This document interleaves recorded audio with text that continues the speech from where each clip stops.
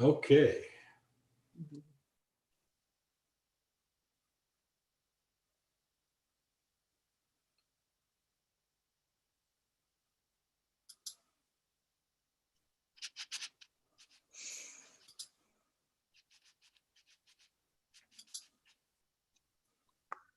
Okay. Okay.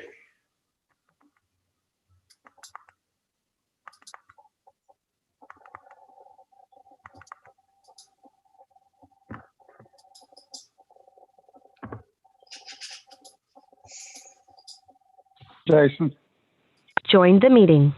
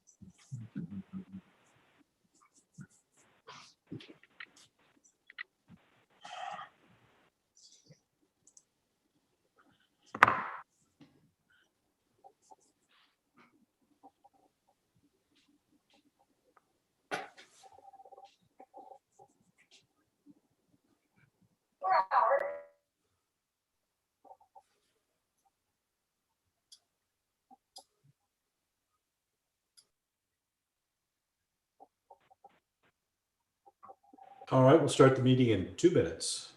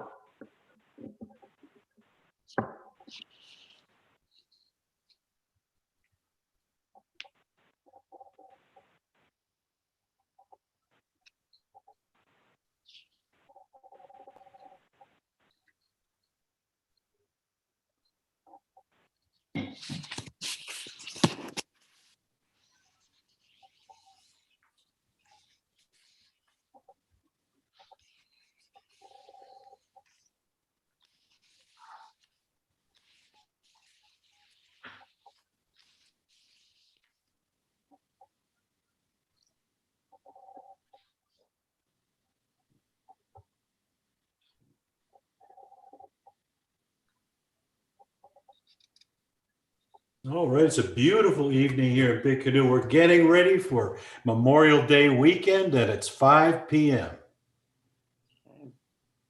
Thank you, Tim. Our monthly board meeting here, May 20th, 21, will consist of Scott's administrative report and financial update, followed by a sales report, and then business with the board, a number of items here. Scott, take it away with you. Thank you, Miss Candace. Let's go to the very first slide. So I'm going to do something a little different tonight. It's kind of like when you were in grade school and it was show and tell day. This is going to be show and tell day because it's really fun. So the first picture you see on the screen there is the beautiful new wellness center. As y'all remember, we painted everything last fall and found out the building actually does have trim, and it's beautiful when it isn't the same color as the siding. But Matthew Parks and Company has gone much further, and we've talked about Firewise here for years. And we wanted to actually, in the budget this year, we planned taking some of our POA buildings and starting to move them in the direction of what is the fire-wise requirements and how can you landscape with better materials that are more fire resistant. So we've done that in a couple places, and you see it here at the Wellness Center. And the rock and new shrubs look absolutely stunning. So thank you, Matthew. Next slide. And Tim Moran did something kind of fun. Steve had an idea that people who are just up there breathing heavily with sweat pouring down your face really like something pretty to look at besides the wall. So Tim basically said, let's do some beautiful pictures that show what wellness is all about. And so you see that now on the wall of the Wellness Center, and also looks kind of stunning and makes a nice impression when you walk into the building. So thank you guys. Thank you, Tim. Next slide. This is not a dungeon. This is the indoor tennis facility. And I am so pleased that this is happening because the building was well overdue. And first of all, everything's been painted. So you can see all the framework in there is bright, glistening new white paint. The reams of insulation batting hanging from the rafters, literally, that was the old, terribly smelling, rancid, deteriorating insulation that was in our tennis facility because the building had been leaking for a while. It's not doing that anymore. So you have brand new insulation on the top of those nice bright rafters. And on top of that, we're now putting on all the new roofing metal sheets that are color matched to the rest of the building and everything. And we'll be doing the exact same thing to the side walls. So we're well on our way into turning that something to be proud of for the tennis community as well. Next slide. And just in case you wanted to see the before and after, the gentleman down there pulling that horrible looking stuff, that is the old insulation coming off, and those beautiful, nice, clean, white, pristine bats rolled up on the side is what will shortly be on all the walls, as well as what's on the ceiling, as well as no leaks coming through the metal, which we've had up till now. So wonderful, wonderful transformation in the tennis facility. Next slide. Continuing with that theme, this is the swim club getting ready for Memorial Day. So you have brand new umbrellas that just came in, and those have all been put in the tables and look really nice and fresh and all work and aren't broken and things like that. So that will work out really nicely on the hot days to come. So next week's going to be like 85 all week. So good time to get umbrellas at the swim club. Next. This is a scene of the back to our tennis theme. Matthew's been doing a lot of landscaping around the property. We'll show you some of that. This is now at the tennis facility and looks absolutely lovely and stunning. Next slide. Give you a couple more of these. This is when you go inside the racket club now. Jeff, who's our new tennis pro, and Linda have been doing little things to freshen things up. So we now have a nice TV screen where you can watch Wimbledon and have a nice cool drink on a summer day, and have a place to sit and visit with your neighbors a little bit inside of the Racket Club Pro Shop. So nice addition there. Next slide. Again, more stunning landscaping. I wish I could have the landscaping guys like live at my house, actually, because they do beautiful work. So next slide. I don't get to do that, by the way. I do ask Matthew for his advice, but that's where it ends. This is the new Postal Facility, which is yet to be named. Tim has a little contest going on there. And I think we've gotten something like 110 entries or something with different names for our new package facility, satellite facility. But this is where, if you're a postal worker, this is now where you will back your van into. And what's down there on the concrete is a lift. And you will be taking your carts and wheeling them onto the lift, and that will take you up to the new deck we built, and that goes straight into the package facility where they can unload and scan all the packages. So they were out there wiring that this afternoon, as a matter of fact. Next slide. This is the interior of the new postal facility. So we have all the racks there. Those will all be alphabetized, and your packages will be waiting for you to pick up between set hours each and every day, which will be a wonderful change. And new counters that we built. So you come in through the double doors, and there'll be a POA employee there. Again, fixed hours, so you'll always know when you can come and get your packages. And basically, you'll have a slip, and you hand it to the employee, and the employee will pull the packages, and you show them an ID and sign out, and that's how that will work. The postmaster is actually visiting us tomorrow to sit down with Anu and Ricky and work out some of the final details of how all those logistics are going to work. And as soon as we have that nailed, we will let you guys know when that's going to happen. But this should be opening the Tuesday after Memorial Day. Next slide. Outside, a little tables, the country store, which is now the package facility, used to be a place where people, neighbors would meet and hang out a little bit and gather and chat. And so we put a few tables and chairs out there. So if you're picking up a package and you want to sit down and just admire the view and chat with your neighbors a little bit, that is out there on the deck for you. Next slide. New signs. So this was on our list in the Spruce Up Big Canoe plan, along with all the beautiful landscaping and painting. We had some signs that were a bit careworn. So this is an example of one of the new signs coming out of the sign shop, which looks terrific. Next slide. And again, this is over by the fire station. A little more work there by Matthew and company. Again, making everything look spiffy for the spring and the summer. It looks terrific. And this is the canoe lodge, so I get to look at this a lot. And I didn't know this was happening. I was actually out of the office for a couple of days and came back and said, "Oh my gosh, what happened? It looks amazing." So again, more landscaping. That used to be kind of like a muddy, sort of marshy pit area, and now looks much better. And you've got the Firewise landscaping around the whole perimeter of the building, which looks great. A little bit safer as well, obviously. Same thing, more new shrubs out in the back patio area of the canoe lodge. Keep going. And yes, he did the rear of the building too. So that's what that looks like. And again, you get drainage and things that come off the roofs, and usually that turns kind of muddy and icky and splashes up on the siding and doesn't look real great. And now it looks a lot better. Again, more beauty. That is just such a stunning place for people to spend any time whenever we can. We'll hold a meeting out there on those picnic tables, and you can see the Mount Laurel blooming in the background. So pretty nice transformation around the lodge. Just a little bit more again in that area as you walk into the side entrance of the lodge.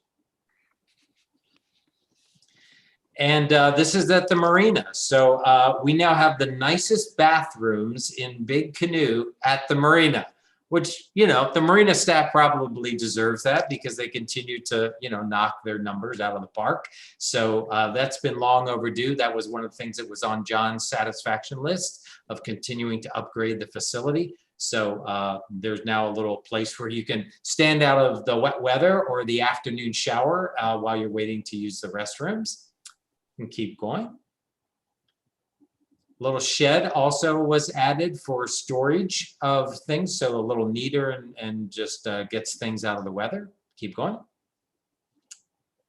Interior, again, nicest bathrooms in Big Canoe. So fabulous, fabulous pictures. They did a great job with the tile work and the moldings. It looks really nice. Next, just a little bit more. There's a joke there about bears in the woods or something, but we won't do that one. This is the new canoe watercraft launch area. Those are the wonderful new watercraft that we have for the summer at the marina that John had a lot of property owners test that over the last year, and those were the ones that were highly rated and selected. So you have the new little Trex dock there, and plus you also see which we'll show you a little bit more in the next picture. The marina docks have been successfully moved, and the alleys between the docks now are nice and wide. So if you're like me and you're bringing a boat in and the wind's blowing like crazy and Tom Durbin is out there, it was kind of like a moment from Top Gun. You know, Tom Durbin is like waving off. I will appreciate wider space to dock the boat. So that's a good thing. So all the docks have been spread out. We have a lot more room in between the docks at this point. Next slide. Bocce. This is your almost completed top-notch bocce facility. So you will see there 4 level courts. Not only are they level now, they will remain level, which is really, really important in bocce. Having done it once, I know these things. Bob Crouch isn't here, but he would agree with me. All of that gravel, you'll end up with the artificial seamless turf on top of that, but you can see it's set up to drain. So the courts drain very quickly. Got nice picnic tables in between. Those are permanent and low maintenance. You won't get splinters from the picnic tables. And the shade structures are built, just waiting for the sunbrella fabric to come in. And then all of that surrounding asphalt will all be top coated with a color, so you don't have the old lines and stuff like that on there. So almost done. June 9th is the grand opening of the bocce facility. One more shot of that from the parking lot. And not to worry, you may recall that the board approved the sports court project. So as soon as this is done, we'll be moving across the street at Wildcat and starting the construction of our new sports court, which will have 2 half-court basketball lines and hoops set up, as well as some games like Foursquare for the young kids. So you're going to have 2 wonderful places on both sides of Wildcat. One more shot there. And while we were doing all that work, we took the opportunity to add power and water to the right place to basically be able to permanently park the food truck out at Wildcat for the summer. And Robert and Brett are working out a plan to see how often can that be open and what we serve out of there. But the idea is to provide some type of perhaps prepackaged snacks and some alcoholic libations, perhaps, coming out of Wildcat when you're out at the Wildcat swim area. So that's a nice addition to Wildcat also. Not as much fun as Wildcat or bocce or basketball, but rather necessary to our lives. You'll see there that we have added the gates now and transponder readers to both ends of the trash facility, and also a 360-degree camera up there, which will show on the website whether any of the bins are closed with the little red lights and things like that. That's really phase 1. We got a couple more things up our sleeves, which I'll kind of hold off on for now. But there are definitely some improvements planned, both from an appearance point of view and also from a capacity point of view, so we don't fill up cardboard dumpsters as often, and we have more room for trash. So those things are in the works and will be coming throughout the summer, but this was step 1 to try to keep people who shouldn't be in our facility out of our facility. So next slide. And this is something people probably don't even know, many people. We actually had across from the North Gate, across the road there over behind the Station Square sort of area, we have a RV storage area. And just like the marina, there was quite a waiting list for that. And so we have expanded that into kind of a first-class facility as well. Nice new gravel, very secure, obviously barbed wire and gated. And then next slide. This is not exciting unless you are an RV owner, in which case it's very exciting. So we have a black tank dump station now that's part of that facility. I think we're going to be adding some water in that area too, so you can flush your black tanks. But that, as a former camper RVer, that's the happiest thing you see right there. So it's really good that we did that. So thanks to Jacob, he came up with a really good idea of making that happen. So. And the roundabout is finished. Oh my goodness. So it looks tremendously better. It's been fully landscaped. We have our boulders where they should be to keep flying pickup trucks from running into our trees. But it also looks terrific and makes a grand statement when you're coming to Big Canoe for the first time, because that is your first interaction right there with Big Canoe. And it wasn't a preeminent interaction about a year ago. So I'm very, very proud of that area now. Next slide. And there you see the rocks, which have protected the trees on more than one occasion. Next slide. And we didn't do this, but this is after somebody knocking down one of those 100-foot power poles, which is hard to believe how that would actually happen, but it did.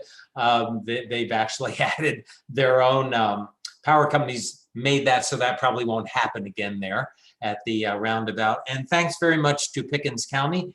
We asked Chris Stanzel when he was over a few months ago to help us out, because we had a number of accidents out there. So we now have nice rumble strips on all 3 approaches to the roundabout. Pickens came through for us and did that with no charges or anything to the POA. And if you're down texting or dozing off or whatever you're doing, hopefully it lets you know that there's a roundabout ahead of you, and please slow down accordingly. And so we may end up with some flashing sort of things out there too, but at least that's where we are at the moment. So that's all the good news I have. This is beautiful pictures of mountain laurel and rhododendron. And if you look at the pictures of the mountain laurel and the rhododendron, you might not notice that there's no lake behind them. And that's still a true statement. However, in the past month, not that you can tell from this picture, but I'll show you on the next couple, a lot of progress has been made at Lake Disharoon. So next slide there, Jason.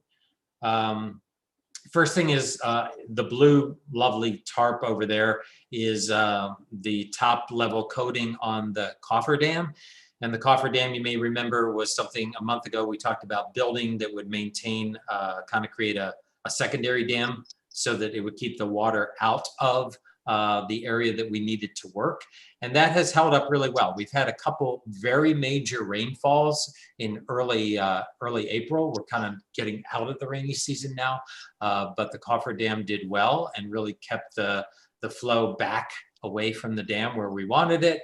And we have 4 pumps there. You can't really see it, but they're 4 pumps with lots of hoses that keep draining the water out of that holding area. And next slide. One of the really important things we did that you're looking at the side of the tower there where the sluice gate is, and that shiny metal object, thank you, is where the failure was. And so we have been able to replace that with a new section. And like I said, we've had some major rain and have put a lot of water through that new patch area and subsequently through the pipe that goes underneath the dam, and everything has held up very nicely. So we've had no further erosion or anything of that nature on the toe of the dam. So that is not a permanent solution at all, but it has bought us the time to try to figure out the ultimate solution for permanently fixing the corrugated metal pipe, which extends about 220 feet to the right of that tower, goes through the middle of the dam, and is 50 years old. And corrugated metal pipe, just like on the golf course, is not supposed to last 50 years. So we clearly need to get a pipe inside of that is high density polyethylene that will last for at least another 50 years, probably more. And the issue we've had, quite frankly, is the issue that everybody who's trying to do any type of construction keeps running into. You can't find anything. It's the post-COVID situation. Apparently, even the resin that they use to make high-density polyethylene pipes, the resin is not available. So the sort of fallout effects of COVID are running into lumber. Matthew couldn't get plants. He had to do the landscaping in 3 stages. basically all the rock in North Georgia. He has bought and used that for all of the landscaping I just showed you. And the pipe that Geosyntec carefully specified, because you have to put a pipe inside a pipe. It's got to be 220 feet long. It's got to be a certain thickness so that it can stand all the hydraulic pressure and weight of the dam that's going to, push down upon it. And it's got to be able to handle a certain flow. They had a very clear spec. And up until about an hour ago, we couldn't find that pipe anywhere. So last Friday, I thought we had it. And last Friday, I thought we had a great plan where I could say, you can actually look beyond the pretty plants and actually see a lake and kids on inflatables and stuff like that, maybe by July. And I actually had the optimism to write that into my admin report. And then I took it out because the optimism seemed to be not coming true. So I would say at this point in time, I can't give you an exact date on when that lake is going to be back. It literally changes by not even the day. It literally changes by the hour. We have a ton of people working on this and looking at it and seeing how fast we can possibly get this back. But the key is to do it correctly and to make sure it's safe and to make sure we don't have to go back and do it again. And if that happens to line up with a swim season, I'm really excited. If that doesn't happen to line up with a swim season, we still need to do it correctly and safely and make sure it lasts. So I will keep providing updates every week, every time we do a Thursday email on Inside the Gates, inside your inbox, we'll have an update in it. But right now, it's looking better than it was this morning. And so, work continues on that solution. That's kind of where we are at the moment. And I think that was it for the admin. I think that was it for show and tell today. So any questions before I go into financials? Any questions from the board or anything on that? Yeah, Scott, could you provide a little bit more detail as to what, you said up to an hour ago you couldn't find it. Could you just provide us a little bit more detail as to what the situation is? Sure. What is the pacing item? Yep. And when we will be in a position to say we've got it and we can provide the community with a date as to when our lake is going to be refilled? Absolutely. So the issue was, this is all civil engineering on steroids, because like I said, you have to basically carefully spec the pipe. So it's the right material. So it's the right wall thickness. And so it's the right diameter. So you got a certain amount of flow you have to put through there. You've got a certain amount of strength you need to have on the outer wall. But you're putting it inside a 50-year-old pipe, which used to be 36 inches round. It is not 36 inches round anymore. So some parts of it are 32, some parts of it are oblong. So we've basically imaged the inside of that pipe. We know what it looks like. So the problem was Geosyntec took all that into account and spec'd what they wanted. We could not find anywhere what they wanted. And so and there aren't that many contractors, by the way, that make a living out of slip lining pipes and doing this kind of work. So they had found a 30-inch, which kind of sounds good. You're like, oh, I'm putting 30-inch inside of 36. I should have plenty of room. Not when you take into account that 36 is in 36, 50 years later, it's 32 in some spots and things like that. You also need to provide enough spacing so that you can inject concrete around the tube you put in, so it fills all your voids and gaps. So as that corrugated metal pipe that's 50 years old, as that continues to rust away, you don't care anymore, because the real pipe now is encased in annular concrete and there's no voids anywhere. So that pipe becomes the critical path for this whole project. And after spending about a week of looking at pros and cons, can we make the 30 work? Will we run into trouble at those pinch points? What happens if we run into trouble? What would be the recovery? All of those things, we've just decided it's too risky. As much as I'd love to be able to say, yeah, we're going to have this great swim season, it's going to be terrific. It's too risky to the dam to try to put 30 inches inside that deformed 36-inch pipe. So we sent out earlier this week, sort of a nationwide roundup saying, okay, take 30 off the table. We need to find 26. We could probably make 24 work okay. And up until a couple hours ago, it was looking like custom order, we can't get the resin, all of these types of things. So we believe, literally as of an hour ago, we believe that we may have located, not that far away, pipe that was cast and not used not long ago. So the job it was made for didn't happen. And so now Geosyntec has to check all of the other parameters. We got the diameter right, but are all the other parameters right as well?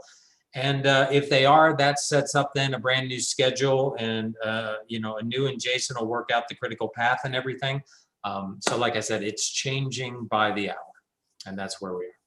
Now, Scott, you had shared with me the possibility of incorporating, shall we say, a temporary but safe fix. Yeah. And then going back and do the slip lining of the pipe. Yep. At a later date after the swim season. Yep.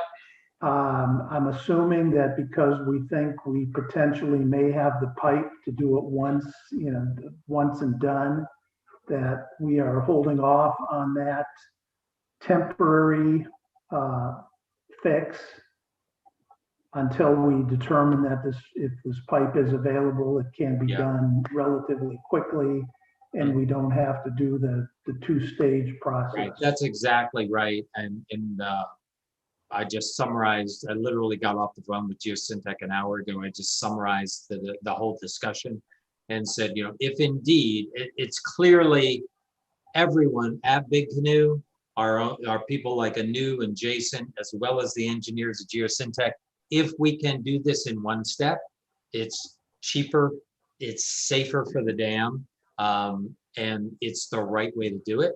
If indeed this doesn't work out, that the material for whatever reason is not right, we do have a plan B, but it's more effort, more cost, and this is a little like Apollo 13. Every time you kind of go down one branch, you run into the next problem, the next problem, the next problem, and everything's solvable. But we would much rather prefer to do the one-shot approach if we're this close. So we just need a few more days to figure out, are we this close? And we can go ahead. Yeah.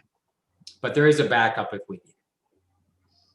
I want to get that lake filled as fast as we can by July, kind of regardless of the swim season, because having that lake sit there, it's a constant silt issue. We put a silt curtain now in place. That's what that yellow thing is you see out in Lake Sconti. That silt fence is there to help keep the silt from continuing to wash further into the lake. But you've got, you know, that wide open dirt expanse of what used to be our lake. You always have some water running through it. Every time you're going to have a thunderstorm, a torrential downpour, you know, as the summer goes on, you're going to be washing material downstream. It's not a good solution. We really need to get water back in that lake, and but still do it in a way that makes sense. And so that's what we're working on. I think one of those two solutions will get us a lake back in July. I just don't know if it'll be by 4th of July. That's the one thing I'm not sure of yet. Does that help? It does. Needless to say, the community is running out of patience. Me too. Me too. But we're going to do it the right way. So that's what. But you got to do it the right way, because, you know, Big Canoe has run out of patience before and made some really bad decisions. So we don't want to repeat that. So anything else on the admin report? Okay, great. Let's do financials. So let's see here. Move this over here for a second. So we always start with the net income, basically with the amenities. Amenities had another extremely strong April. Clubhouse came in almost $22,000 to the good on net income versus budget, and we'll talk about the full P&L here in a second. Golf, again, excellent month, another really strong month. Just for a point of reference, our rounds year to date are 25% above plan year to date for golf. So golf continues to do extremely well. Wellness, remember a few months ago, we had some big variances there. As we've come out of COVID and been able to change our operations now back to where we were, thank heavens, before this whole terrible thing happened a year ago. We're starting to make up a lot of ground, and wellness, I think, will benefit the most from that, quite honestly. Racket club, swim club, slight positive variance, basically on plan. It's terrific. Marina crushed it one more time, and it's all because of the bathrooms. So a really nice performance by John and team down at the Marina. And so total income for amenities is almost 70,000 to the good in April and 279,000 above plan year to date.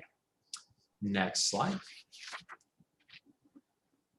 Food and beverage, this is a nice story. So I'm going to work it from the bottom up. So basically, food and beverage total net income for April, you will notice again, there are no brackets. It's good when there's no brackets. So actually, food and beverage made $3,095 versus a plan of losing $18,832. The other good news about that is, quite frankly, all the aspects of food and beverage were above plan on revenue. So basically, Black Bear Pub delivered a higher revenue than expected. The only variance we had at all was in banquets, and that was caused by one major wedding that has moved itself to 2022. So because there's no brackets around that net income number, you'll see that our cost per sales dollar is 98 cents, which actually means we make a smidge on every dollar that we sell. So that's a good thing. Operating costs basically on plan, cost of sales also on plan. Payroll cost ridiculously low. Same issue we've talked about before. So even though we're delivering slightly higher revenue than planned in the Black Bear Pub, we're doing it with substantially less people, which isn't that sustainable. So a couple things. First of all, I'll give you an idea. We're short on an FTE basis. We're short 12 people at the end of April versus plan. 10 of those are front of house people that would be taking care of us in the Black Bear Pub going forward. We've been able to get by with that up till now because it's April, and now it's going to be May, June, July. So our volume goes up like a rocket when you look at the clubhouse as we get into the summer.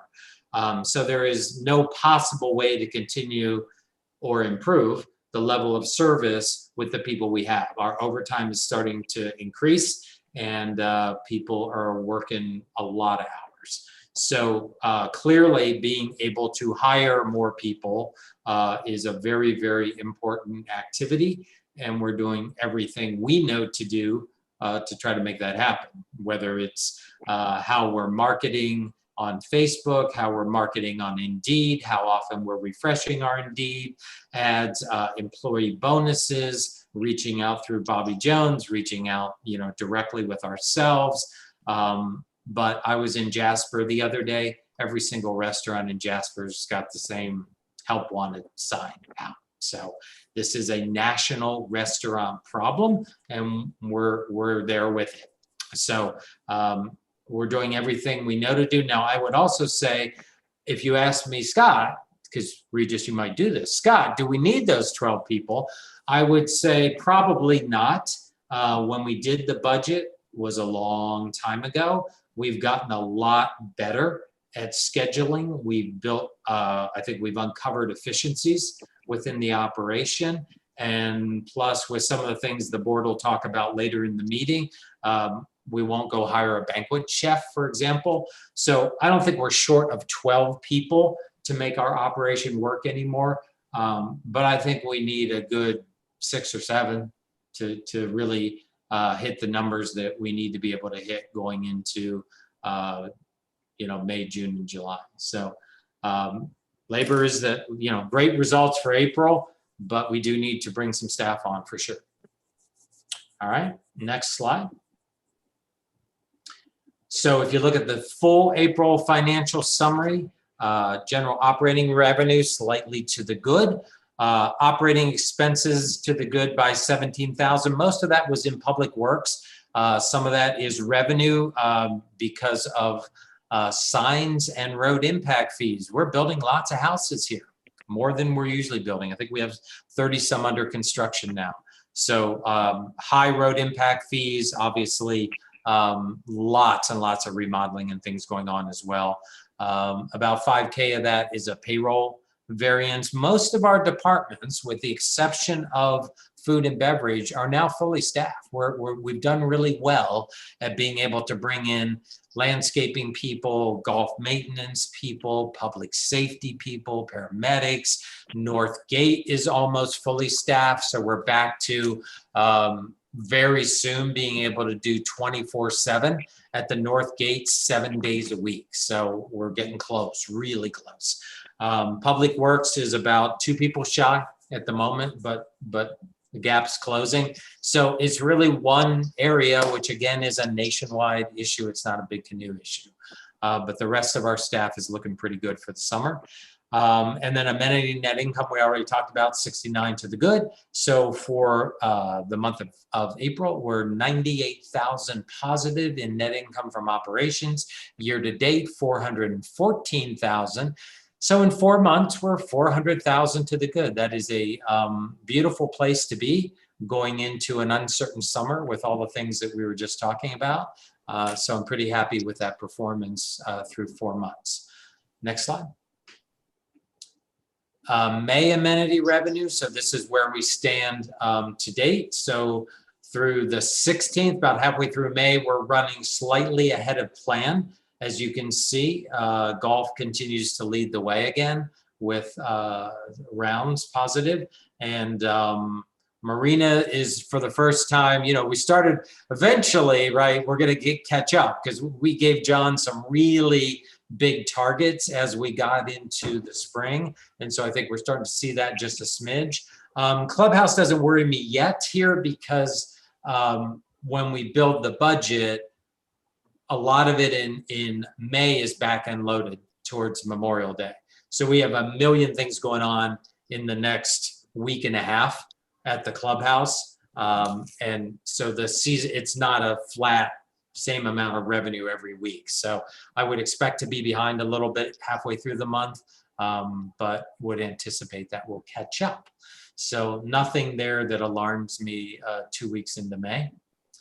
And next slide. Take a look at the balance sheet. So operating cash, you see, is down from March 31st to April 30th. And we talked about this last time. The reason is that Finance Committee recommended to Finance Committee discussed it and recommended to the board that we transfer the operating surplus from last year in the amount of $1.1 million, take that out of operating cash and move it into our capital replacement fund. So you see that decline from March to April reflects that slug of cash coming out and going into the capital replacement fund. Master plan fund, we've been spending some money there as we are working on Creek 9. That's the main consumer of the master plan cash at the moment. Capital replacement fund, again, you see going up from the 709 to the 1599, largely reflecting by moving that cash down from operating, but we're spending capital. My plan, and I keep telling my staff, we will not.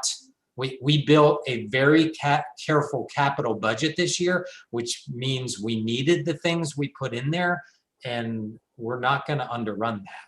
I do not want to defer projects and get back into that terrible habit that Big Canoe used to be in, which led us to a bunch of buildings that, you know, needed a whole lot of work. So the intent is to execute the budget that we got approved. And then the capital reserve fund is basically flat. You know, we have never touched the restricted capital fund, and no plans to do that this year. So 2.8 million there. And so basically that's kind of the, again, from a total cash position, you see a year ago on April 30th, we had 6.7 million. A year later, we're at 8.5. So we're in nice shape. Just for a point, Bob always asks this question. The capital contribution fund, the CCF fund that the community we all passed last year, has so far generated through May 20th, $152,000 of income from the sale of 61 homes at $2,500 a piece. So it's very good that we passed the capital contribution fund the way our sales are working. And I think Jenna will talk about that in a little bit. And so basically on the liability side, long-term debt continues to go down by about $90,000 a month, as we would expect. Debt to equity ratio is about the same as it always is, which is outstanding at 0.21. And operating cash ratio has come down a little bit, as you would expect, because we took 1.1 million out of the operating cash. So we have a very, very strong balance sheet. We just actually met with Wells Fargo the other day. We do this periodically just to take them through our position and talk about the state of the industry and things like that.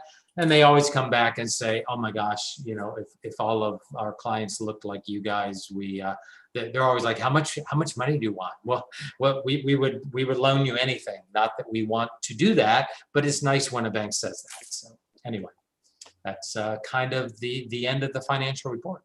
Any questions on that?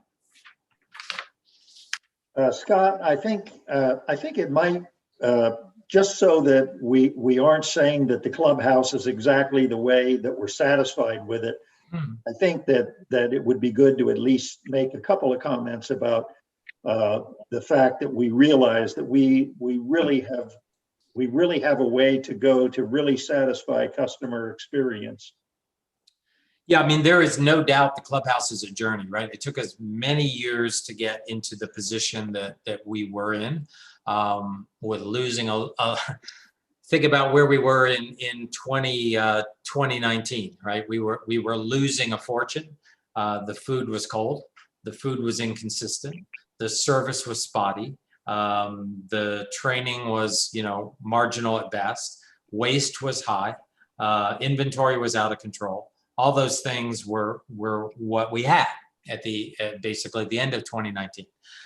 We are now, you know, basically 14, 15 months into a new journey, and financial performance is pretty excellent in terms of waste is under control, inventory is under control, cost of sales is where it should be.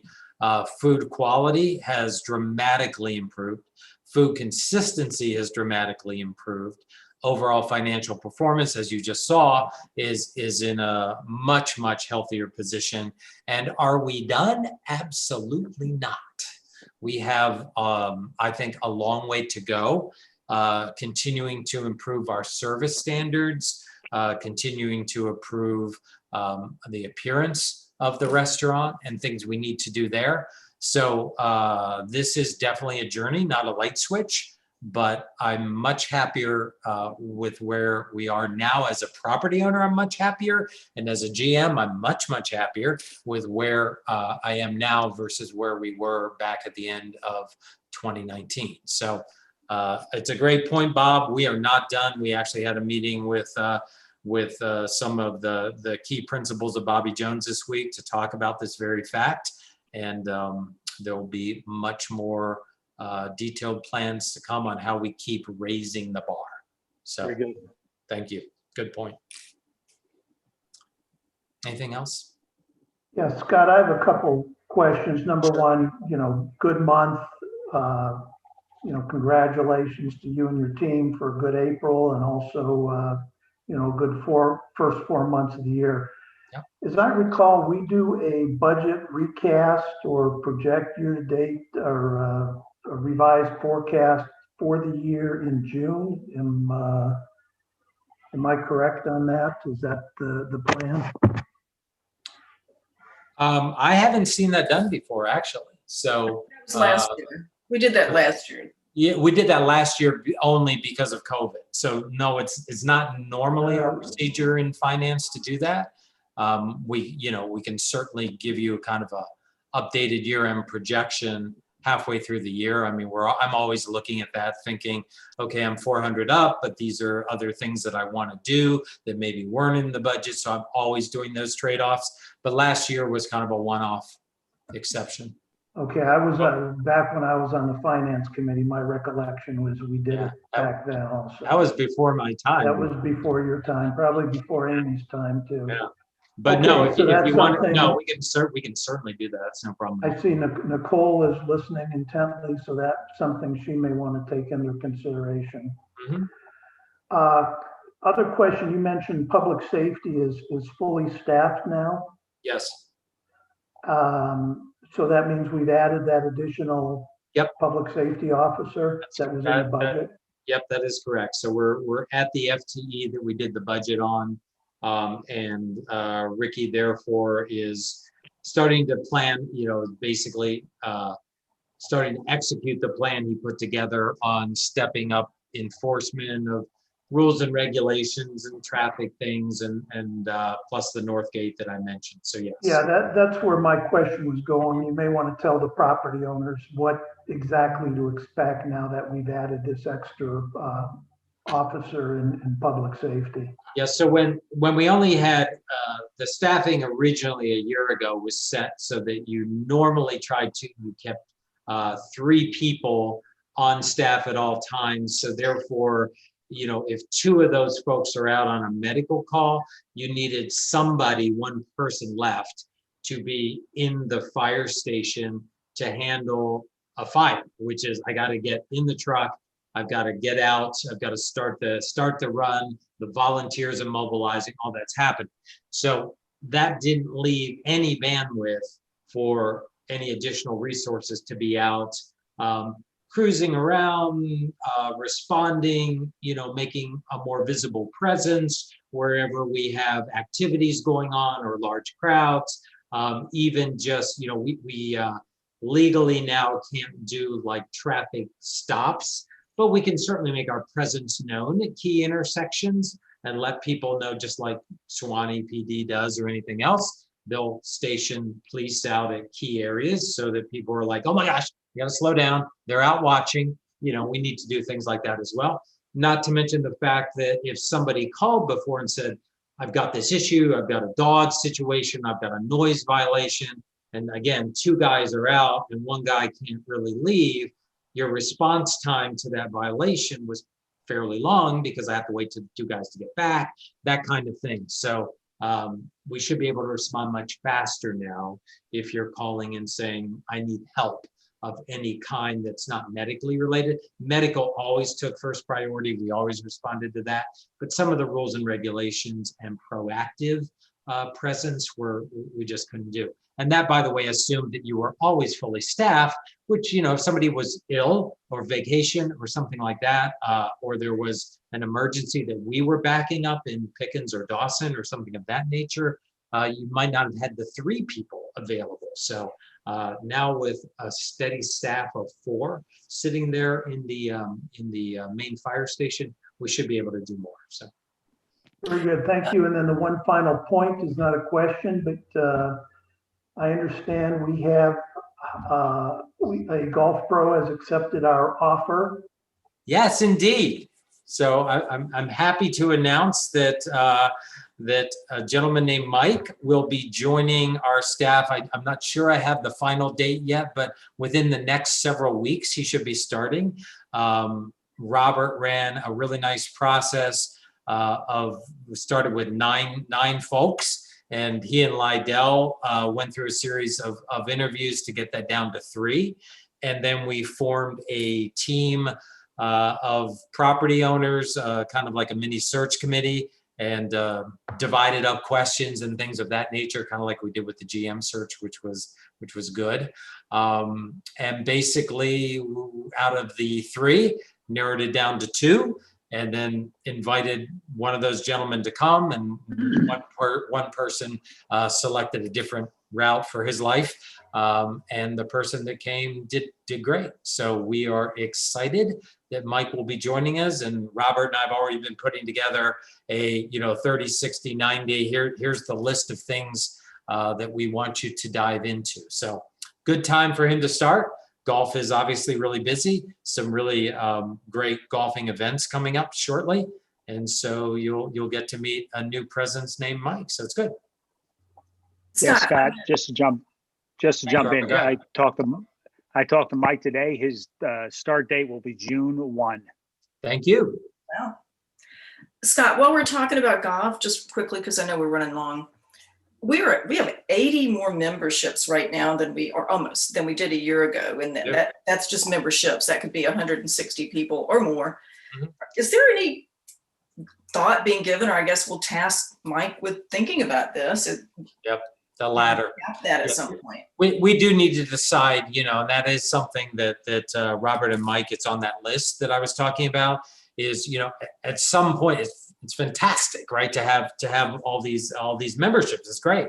But at some point there's a crossover between service level and memberships. And we need to determine where that is, given that we're going to be on 18 holes until, the beginning of next year. So yes, you're right. It's definitely on our radar screen.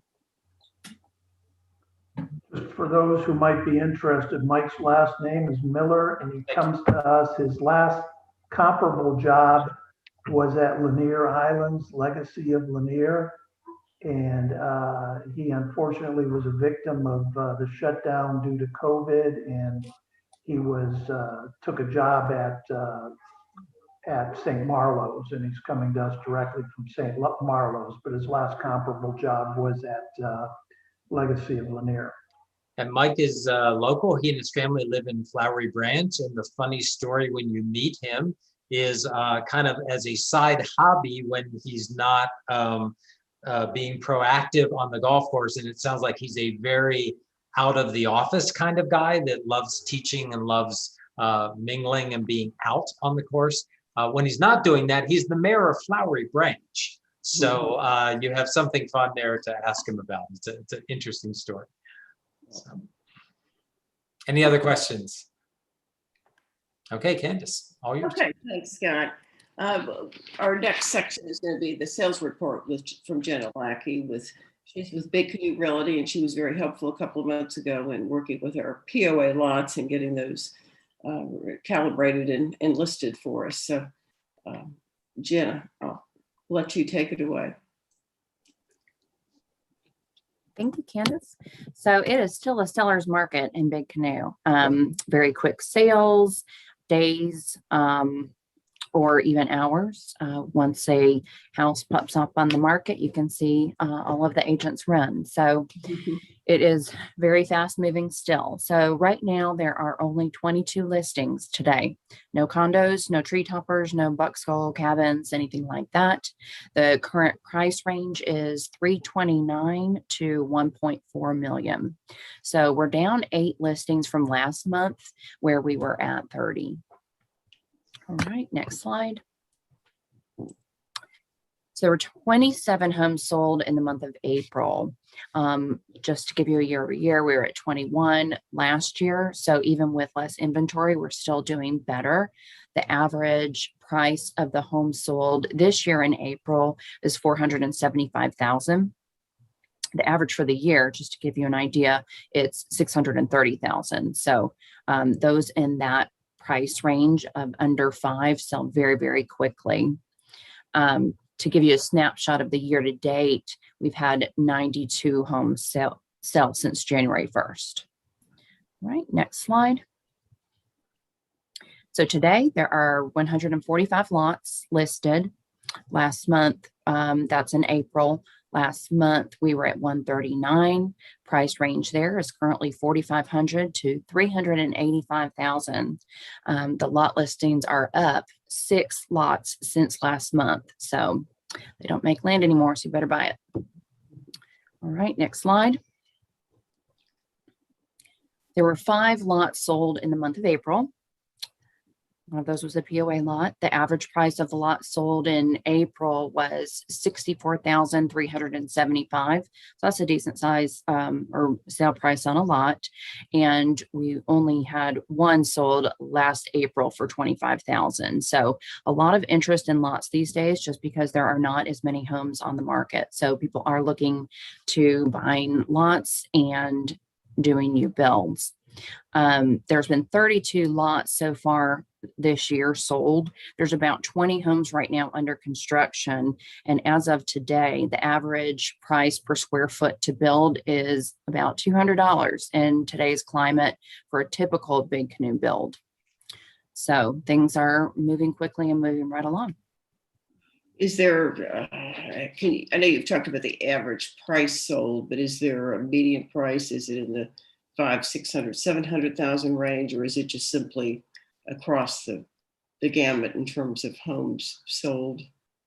It's really, it's a big range. So we're about at 400, we'll say right now. Okay. Well, thank you.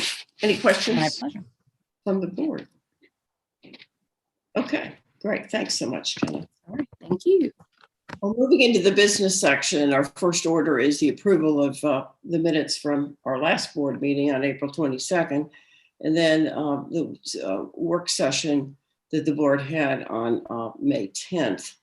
And I think you will see in looking at the minutes from the POA website that we generally have special meetings or Monday morning meetings just with the board every 2 weeks now, and those are I think current on the website, so you could get a good idea of what we're talking about and so forth. But anyway, could I have a motion to approve those minutes from April 22nd and 5:10? Make a motion. Okay, and a second. Second. Okay, all in favor? Aye. We have four board members in attendance tonight, so that is our quorum. The next item is to discuss the ratification for the wedding bookings in Big Canoe that the board approved in April, and this was done again we need to approve it via ratification. Just to give you some background, the board decided to book wedding functions during 2022 for property owners and only their immediate families. So we came to this conclusion after digesting results from the customer satisfaction survey that was done at the end of the year, and then takeaways from the COVID period of time. We're very interested in providing our property owners with the experience that we think that we've recognized or learned from the survey. We looked at the numbers, and again, while these events do make numbers from weddings, the amount of net income to the bottom line was estimated to only be, or will be estimated to only be, about $100,000 for 2021. So with that in mind, we've decided to direct our resources to serving property owners first.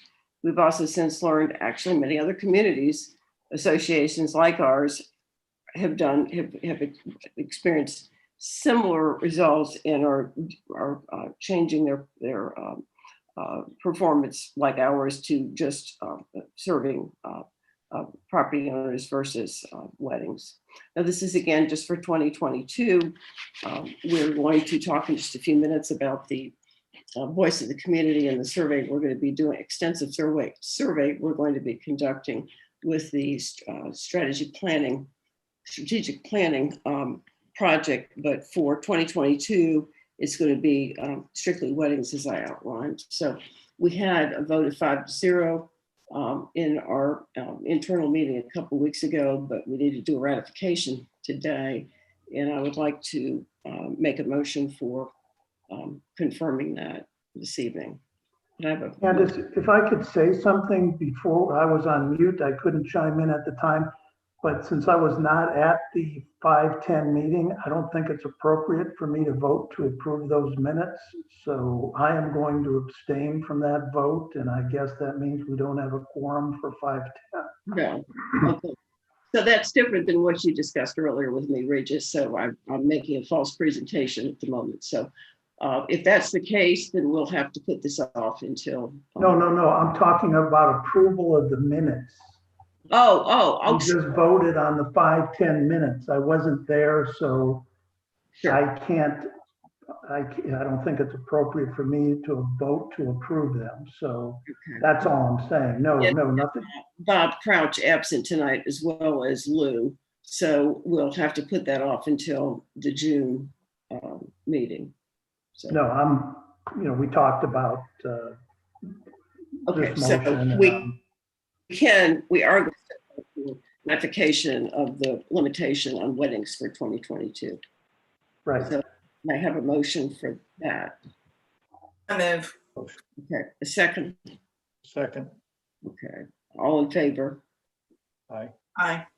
Okay, sorry. Perhaps we should have some discussion for the property owners. I mean, I know you made an introduction, but one thing I would like to emphasize is that this is not the board. This is the board interpreting what we think the voice of the community is. That this is what it's not. Based on the survey that was Right, conducted. it's not a survey, but based on the feedback I get from, people that I talk to about these things, and I'm sure it's the same experience with the other board members. We think that I personally, as a property owner, support this. I think the majority of the property owners would support this, so I am voting for it. And as Candace pointed out, as part of the strategic process, planning process, we are going to do what we call a voice of the community survey, where property owners will have the opportunity to weigh in on issues like this. So just wanted to reemphasize that. I know Candace did speak to it. I did want to reemphasize it. Okay, thanks, Regis. Okay, our next section is, I just wanted to provide at a high level the projects and initiatives that we have, the board began with the beginning of the year and where we are. I think there's three key ones. I think I could delve into some other great areas that we've worked in, but the first one is the creation and execution of a functional strategic plan. Regis has spearheaded that along with Rich McLeod, who's on the Long Range Planning Committee. And again, both have extensive experience, industry experience with strategic planning and implementation. However, Big Canoe is a city, and building out a plan is very similar to that planning process. So we have actually will be engaging, sent out a proposal, an RFP for a consultant who specializes in developing such plans for similar communities.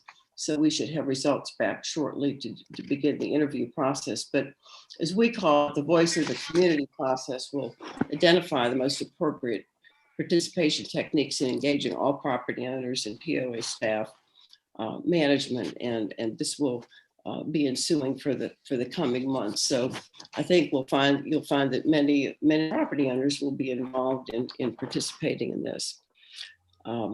As part of the strategic planning process, there's a vision and mission statements that'll be developed. And following that, there'll be a blueprint for the first year of work and a 5-year action plan that'll be developed.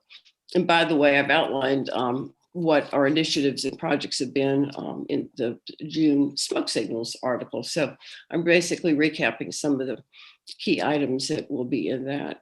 And what we understand is that the management and staff of the POA are responsible for executing that strategic plan. And the POA board holds management responsible for implementing it. But once the strategic plan is adopted by the community, the board is expected to deliver. So the strategic plan is really designed to provide direction to the board moving forward, while also eliminating the need for a new board to take upon itself to annually start an entirely new plan. So really what I think we're doing is creating a board succession plan. And I think that's going to be very important to the future of Big Canoe. Another key initiative is a review of our governing documents for recommended improvements while conforming to the Georgia property law and nonprofit code. And Amy Troffenbaum is leading that process as a board liaison to the government's document review committee, which is being led by Ann Lear. Members are presently working on the bylaws with our attorney who specializes in community association law and will likely include updates to allow for hopefully electronic ballot notification and quorum simplification. Following the bylaw review, rules and regulations will follow, then policies and procedures. Members will be changing as this project is divided into segments throughout this process, with participants coming and going as needed according to the background and knowledge in particular governing documents. Then with regard, the third key area is the election process. Bob Littell is the board liaison for the elections committee. And this year, the board encouraged the committee to ask numerous Big Canoe clubs and organizations to suggest potential members with possible interest in becoming a candidate for the 2 open positions for the 22 board. The committee has sought the assistance of board members by asking them to share in writing why they ran and what they gained from this experience. The election committee determined that numerous qualified property owners do not run for the board because of the existing process. So they're changing this. They're looking at a shorter election period, election cycle, and the campaign focusing more on electronic media and candidate videos and less on personal appearances. The election committee is also asking other Big Canoe committees and organizations to recommend candidates who provide a range of skill sets, including but not limited to business management, finance, and legal. So what we're looking at, hopefully, is not a popularity contest or a vote driven by a single issue. And the board will be putting together an orientation program for newly elected members, beginning with the 2022 board. And in fact, on May 24th, this next Monday, the elections committee is going to be hosting a function where board members will be on hand to answer questions, and the committee will be reviewing the process. So we're excited about that. There's an e-blast that's going out tonight, and it'll be for 5 o'clock on Monday.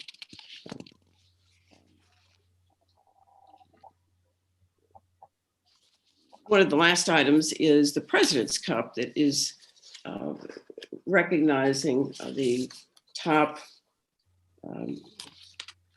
citizen, Big Canoe citizen, in terms of volunteer activities. That will be conducted at our our town hall meeting on July 17th.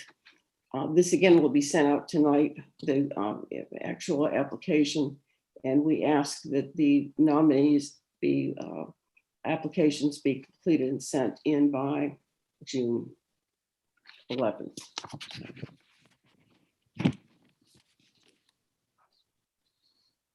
Any questions? Okay. I just want to really emphasize that we really hope that we got the announcement didn't give as much time as we had hoped, but we wanted to avoid Memorial Day weekend to have that meeting. And so please get the word out, neighbors, anyone who is not just interested in running for the board, but just wants to have a better understanding of what it means to serve on the board. So it's an information session on Monday to both attract people who want to be a potential candidate, but also just to have a better understanding of what it means to serve on the board. Thanks, Bob.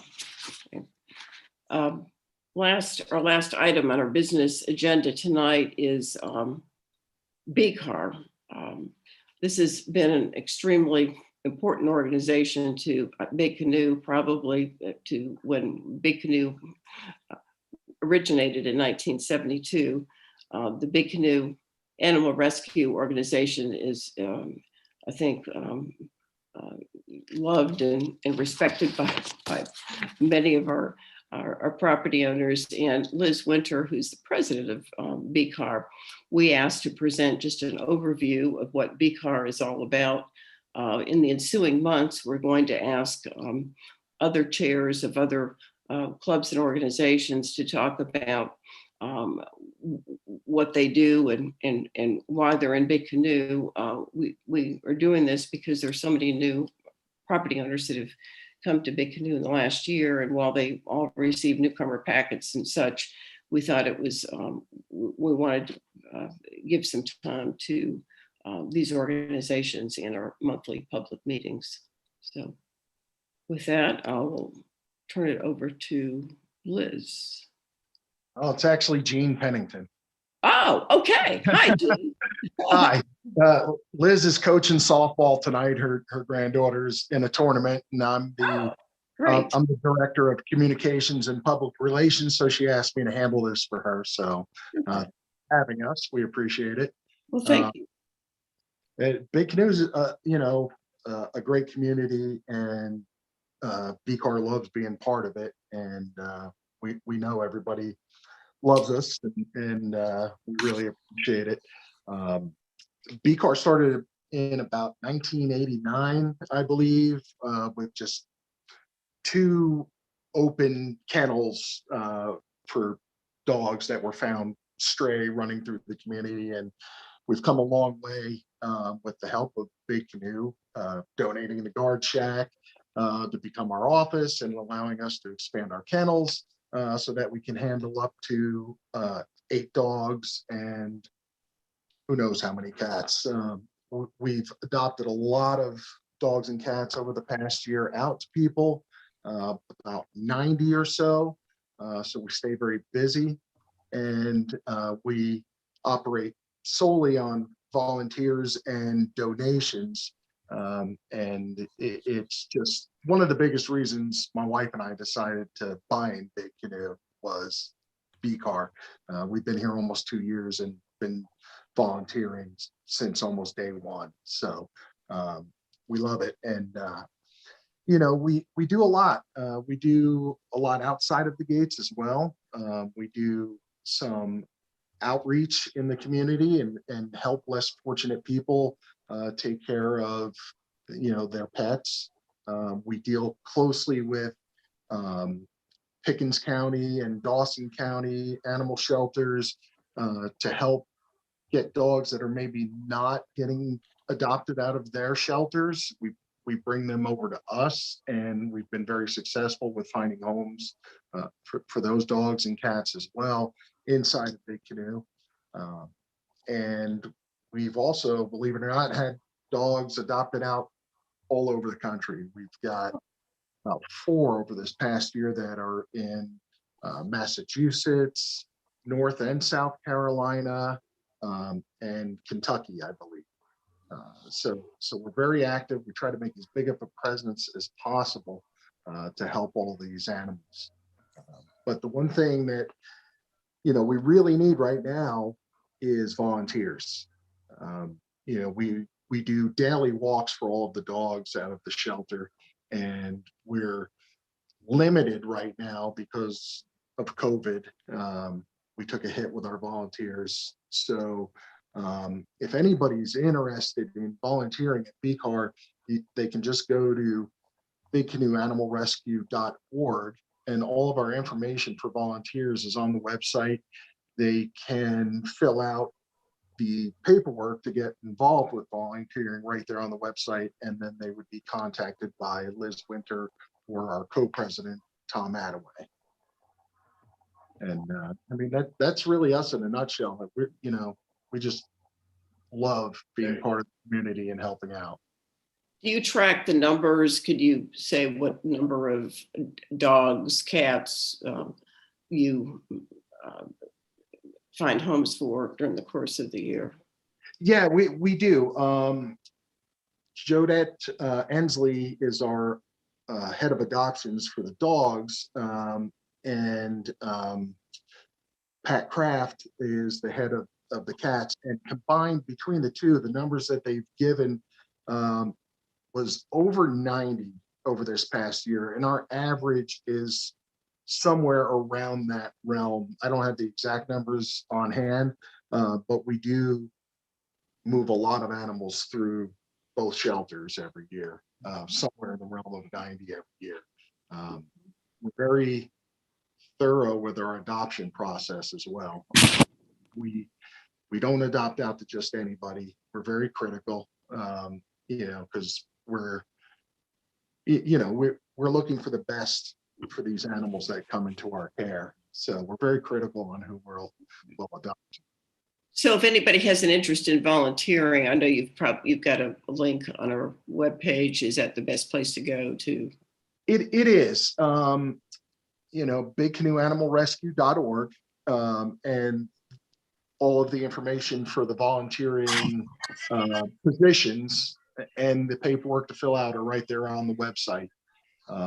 Also, we're opening open house back up this Saturday from 11 a.m. to 2 p.m.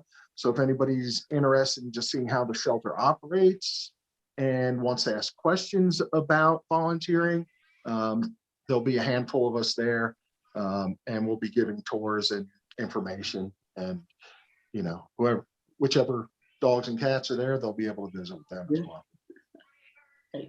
Jean, thank you. Any questions? Thank you. Any questions from the board? No, I'd just like to thank, BCAR for all the great work they do in our community. Thank you. Well, if there's no other business, I'd like to make a motion to adjourn, and we can move to any questions that have come in from our property owners. Motion to adjourn. Okay. Second. Okay. All in favor? Aye. 11 questions. Thank you. Tim? All right, we do have 11 questions from the audience. We'll begin with Wayne Huey from 2016. Scott's done a great job with the aesthetics and Firewise solution for landscaping. Why does the AEC guidelines not comply with Firewise standards in roofing materials? He notes a roofing material that is Firewise but hasn't been used because of its cost.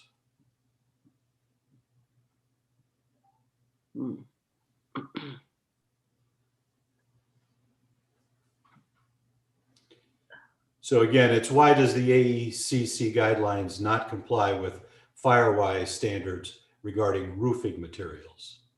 I think, Wayne, we're just going to have to do some research on that. I know we're in the process of looking at the AECC guidelines and so forth. So we'll have to get back to you on that. All right. Stacy Johnson, lot 5589, regarding the new postal package facility.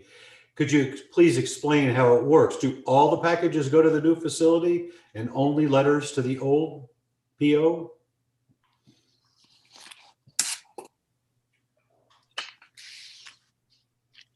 Scott, you're on mute. We're going to have to get you off mute here. Hold on one second.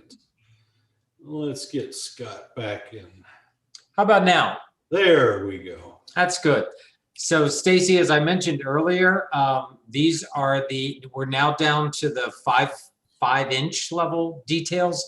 So Michael Jordan, the postmaster, is coming here tomorrow for a 1 o'clock meeting, and we'll be meeting with our staff and some of his staff, and those are the exact questions that Anu and I wrote down this morning. So where do packages go first? Does everything get dumped off down below? Does it all start up top? Which way does it run? We'll have all those details worked out, I think, within the next, 24 to 48 hours. And then Mark will get that inside the gates, and we'll let everybody know how that's going to work. So most of those decisions are in the hands of the U.S. Postal Service. So I don't want to speak for them yet, but I have the exact same questions you do. We'll get them answered. We also have 131 suggestions for the name. Yes, we do. We'll find Yeah, out we next do. Wednesday, the winner of that. All right, Stacy has a question also. Saw Lake Dish Room when emptied. Holes from old umbrellas in the lake bed, other scary debris too. Looked scary with no water. Did all of that get cleaned up? I believe it did. Jason, if you're on the call, you can, there was a time we couldn't get to everything because we were sinking in the muck when we tried to walk over to it, but I think we got everything out of there now. We haven't gotten everything out, but we've Cars, I'd say body, we- what else?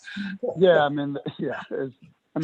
Obviously the debris that was accessible without risking life and limb was we were able to remove. There's a few things I believe we can still, especially with this prolonged dry spell, we should be able to get a few more things out, but most of the eyesores have been removed. Thank you. All right, David Hopkins, lot 4002. The Postal Center takes away the family center. Bocce takes away the only area for kids to bike. What projects are planned for community children's activities other than the sports court? Yeah, David, thank you. That's a good question. So there's a pretty active group being formed of family members working with Terry at the moment. These are basically, it's like a family subcommittee that's being formed. And there's a long list of things that number one is guaranteed, and number two, a bunch of stuff that they're thinking about. So for example, they're doing family barbecue nights with a DJ, and they're doing that. I think we had the last one last Saturday, and then they're doing it monthly. And I think I heard they're gonna add like sprinklers and games and things like that to that. Movie nights under the stars is coming back for the summer on Playfield Park. They do a story hour now out at Wildcat. Of course, all the camps now that COVID, we've gone back to normal operating procedures. So all summer you got tennis camps and golf camps, and trunk or treat will be coming back, of course, in the fall, which was so sad we couldn't do that last year. And then fishing camps are back. Family fun at 4th of July. So just in case anybody didn't read that in the admin report, yes, we do have 4th of July. Yes, we will have fireworks. We have bought them. Debbie signed the license. I've seen it. We'll be shooting them on July 4th, but there's a bunch of activities that the P&E committee is planning all that weekend, primarily for families and young children. Oh, let's see, there's a 5K fun run. I think they're talking about like a paint and slushies night. No shortage of things to do. I wish I had been here when I was their age, because it sounds really fun. But anyway, a lot happening, and I would suggest you get involved in that committee and join in, because I'm sure they would welcome your input. Stacy Johnson, lot 5589. What's the plan or expectation for events like weddings that will close down the clubhouse for the remainder of this year? Stacy, good question number 3. So there are I think we have one more event maybe. I don't know. It's hard to keep everything in my head, but we're almost done with anything that affects the clubhouse for the spring. We do have a bunch of events in the fall. I've asked Robert to take a look at setting up an external tent so that way any inclement weather type facilities, we would do that behind the clubhouse. So that way, the problem we have now is the ceremonies are usually planned to be outdoors, but if there's anything at all that looks like inclement weather, right now with today's clubhouse, the only place they can move is on the veranda. That instantly shuts down property access to dining, which drives us all crazy. So if we plan for inclement weather to start with and rent a tent and get that out on the event space behind the clubhouse, then they still get the beautiful view of the the lake, which will be really pretty compared to now, the mountains, and if it rains, they're fine. And then they come in and they do their food and things in the big rooms in the back, but we can still serve property owners on the veranda. So that's what we're going to try to do, so that we minimize the impact to any further clubhouse closures for the remainder of this year.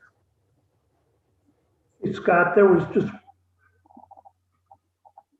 one thing I wanted to, I'm not sure that it came across, it may bear repeating, that the clubhouse and other facilities will be available for property owners and their immediate family for weddings, should they so desire. It is not. I did mention that, Regis. Okay. Yeah. Just wanted to make sure that that was understood. Right, and anything that's already booked, of course, for 2022 will be honored. We're just not going to be actively marketing and selling outside weddings to come into our clubhouse, because our clubhouse is just not set up for this. Now, there are some plans in the works. We've been meeting with architects, and the news has been working on that, and long range planning committee is going to be taking a look soon. There are some things we can do that are not like tearing down the clubhouse or anything, but that would make it much more easy to do larger events and still service the property owners with good dining in the clubhouse. It's just not set up for it today. All right, Barbara Myers from lot 2292 asks, are there plans to add more rack space for canoes and kayaks? Jason, you have a thought about that one? Because I'm not sure we have space for it at North Marina or not. My latest conversation with John, he did not indicate the need or the space for additional rack systems.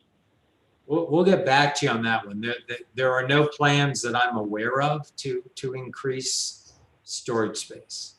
I know it gets. It's kind of like the marina slips, right? If we had a slightly bigger lake where we had more, dock space, we could have 150 more boats in there tomorrow.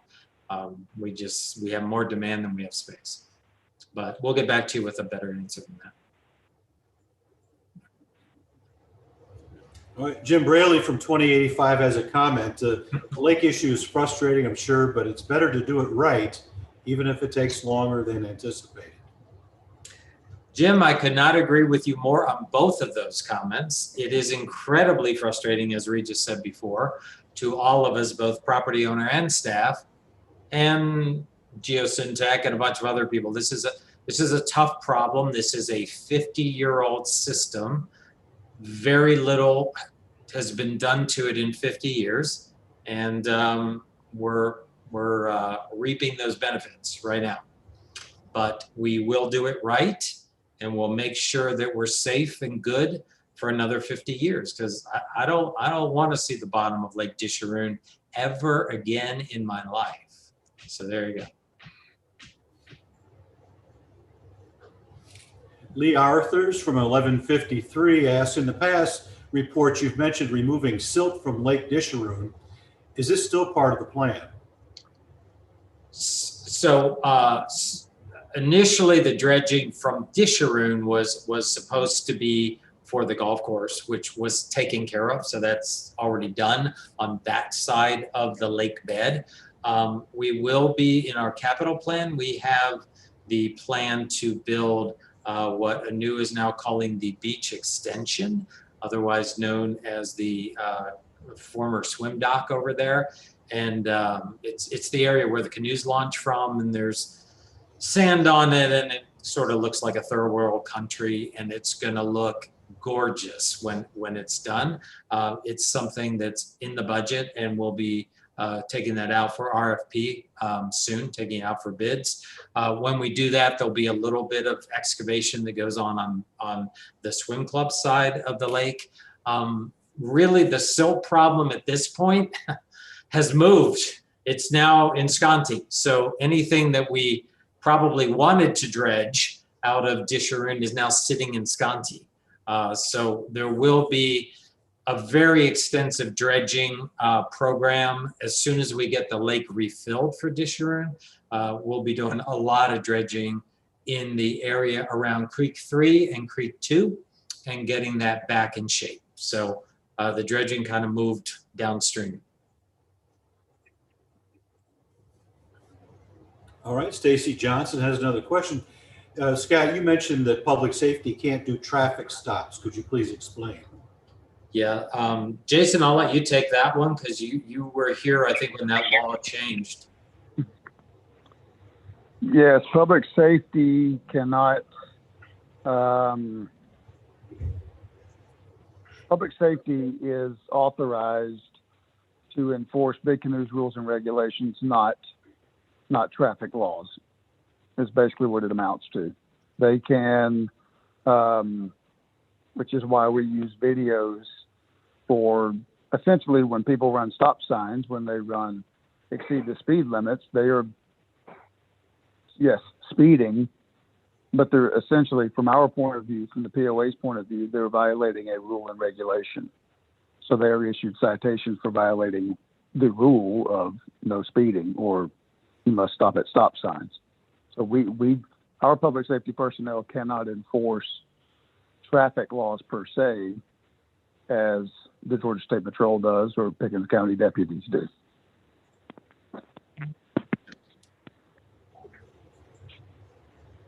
All right, David Hopkins, lot 4002.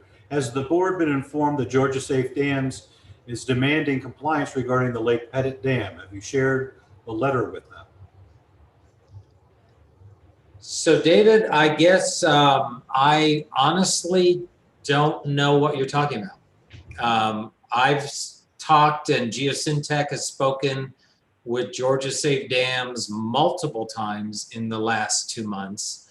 And as far as they've informed us, we're in full compliance on Lake Pettit with everything that we need to do. Now, clearly, there's a 5-year master plan that we laid out in February, and that is also a 50-year-old system, although it's built very differently from Lake Disharoon. So the problems we've had at Disharoon cannot repeat in Pettit. For example, there is no corrugated metal pipes anywhere in Lake Pettit. It's all concrete, but it's 50 years old. And so there's clearly upgrades to the systems that we know we need to do there. And we have shared those things with Georgia Safe Dams. And there is a plan to do design review work with them this summer as we start the process, but there is no compliance issue with Lake Pettit. So maybe the wording's getting confused there or something, but there is nothing we are in violation of clearly that I've been made aware of, and I think they would have told me, or Geosyntec, in all the conversations we've had. Well, let me just read you the note that David just added to his question. He says, I'm speaking of the letter issued to the Big Canoe POA today from Georgia Safe Dams. Points out new leaks must test and certify lower drain activation and gives 90 days to respond with a plan. Again, no idea, haven't seen it yet, and we'll be glad to obviously take a look at it and respond. All right, we have one more question. And this is from Jane Rambo on lot 3000. Are all the Big Canoe administrative and facility offices now open for the residents' access? When we call the offices, will an employee now answer rather than get a menu? So we always have a menu, and the menu is to get you sort of to the right person, so that, you know, Debbie has a very large role here. And when we did some of our efficiencies with food and beverage, Debbie took on all the responsibilities for booking facilities and things. So that is a pretty big activity. So there is a phone tree, pretty much like any company I've ever worked for and any company I've ever called, and it's to try to get you to the right department. And I think we usually do a pretty good job of that. If you have a specific question, as I've said a million times, the best way to get an answer is ask the POA. So use the Ask the POA on the website. Don't send us private emails. I'm just so sorry they get buried. They get buried so fast. Ask the POA has a dashboard. It lets Debbie and I track responses. We make sure that if we can answer it, we get back within 24 to 48 hours.